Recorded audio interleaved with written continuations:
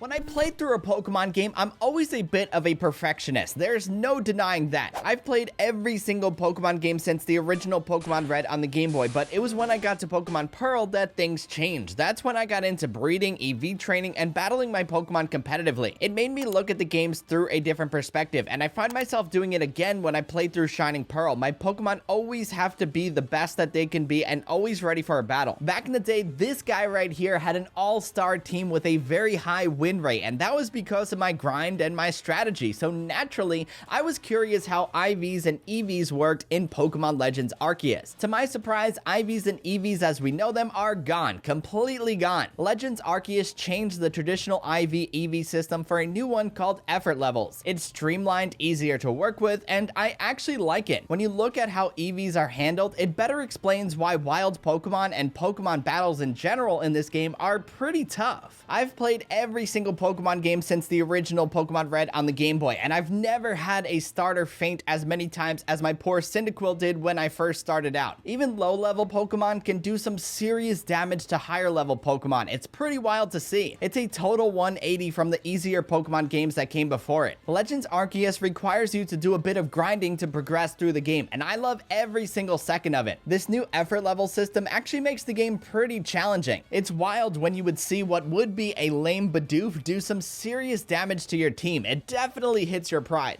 So what are these effort levels in Pokemon Legends Arceus and how do they work? If you played the game, you probably have noticed those little circles with numbers when you view your Pokemon stats. Those are their effort levels. These go from 0 to 10 and they are relatively easy to level up, all things considered. What's also interesting to note is that there is no breeding, using vitamins, or battling a certain amount of a specific Pokemon to contribute to their EVs here. All you seemingly have to do is catch a wild Pokemon with a nature that you want and raise those effort levels as much as possible. For example, Timid is a perfect nature for an Electrode, so I caught tons of Voltorb until I got the nature that I wanted. Now this thing is just an absolute speed demon. I nearly maxed it out on all of its effort levels, and now it has well over 300 speed, and it's only a little over level 50. It's level 53. That's crazy stuff. Leveling up a Pokemon's effort levels is rather simple. All you're gonna have to use are grit items. Grit items are a new addition to Pokemon Legends Arceus. These new grit items consist of grit dust, grit gravel, grit pebble, and grit rock. They basically work in that order too. Grit dust raises a Pokemon's effort level on a stat up to 3, grit gravel up to level 5, grit pebbles up to level 8, and finally you'll need a grit rock to hit that coveted level 10 on a stat. The most grinding that you're gonna have to do to raise a Pokemon's effort levels in Legends Arceus is to get a hold of all of these grit items. You'll no doubt find some along your adventure since they're drop items from wild Pokemon. You get them from completing requests and so on, but there's an easier way to stock up on them relatively quickly. The easiest way to get a hold of these grit items is to catch tons of wild Pokemon and release them from your pasture. Basically, you get rewarded for working towards completing your Pokedex with some grit. It's pretty sweet. I haven't finished the game yet as of this video, but so far I've leveled up most of my team's effort levels, and surprisingly, it's made the game a bit easier. The standout on my team is no doubt the Timid Hisuian Electrode. This thing is just an absolute speed demon on the field. I'm currently working on Sneasel, I'm working on my Typhlosion, Gyarados, and things like that, so we will continue to just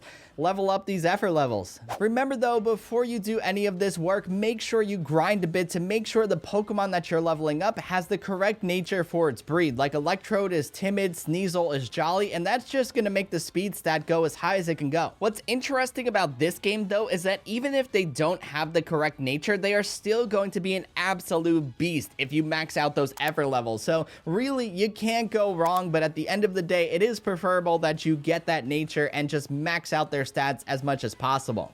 Anywho, that's about it for this video, guys. I hope you enjoyed it and found it helpful. If you did and you liked what you saw, be sure to give it a thumbs up and hit that subscribe button because it always helps out the channel. Also, don't forget to follow Raymond Strazdas on Twitter and Instagram for much more. Until the next one, I'll catch you guys later. Peace!